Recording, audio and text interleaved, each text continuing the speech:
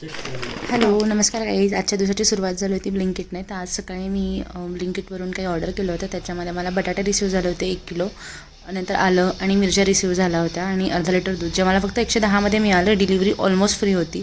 तुम्ही पण ऑर्डर करू शकता गाईज. त्यानंतर मी असा छानसा चहा बनवला. त्यानंतर मला बनवायचं होतं उपवासाचं बटाटा. तर मी तेलमध्ये पहिलं तेल टाकलं, त्याच्यामध्ये मी मिरचीची पेस्ट टाकली. मिरचीच्या पेस्टमध्ये मी मिरची, त्याच्यानंतर जिरे आणि मीठ टाकलं होतं. ज्या मिक्सरला मी फिरवून घेतलं होतं बारीक. जास्त स्पायसी मला आवडते त्यामुळे मिरची मी जरा जास्तच टाकली होती. त्याच्यानंतर मग त्याच्यामध्ये बटाटे ॲड केले. बटाटे छानसे परतून घ्यायचे. एक छान ते तेलामध्ये असे रोस्ट होऊन द्यायचे की ते खाताना पण खूप छान लागतात. आणि माझी मम्मी ही मला लहानपणापासून खायला करून देते. मला उपवासाला हेच आवडतं. साबुदाणे आवडत नाही मोस्टली, कारण खाऊन खूप सारं बोर होतं. त्याच्यानंतर आपण शेंगदाण्याचा कूट टाकायचा आहे, जो जास्त बारीक पण नाही करायचा आहे आणि असं खूप जास्त शेंगदाणे पण नाही ठेवायचे.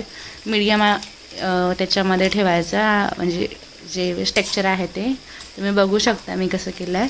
तर ते छानसं वाफेवरती एक बटाटा 5 मिनटं वाफू द्यायचा आहे एकदम शेंगदाण्याचा कूट टाकून. त्यानंतर बघताय तुम्ही माझा बटाटा असा रेडी झाला आहे. तर तुम्ही दह्यासोबत खाऊ शकता.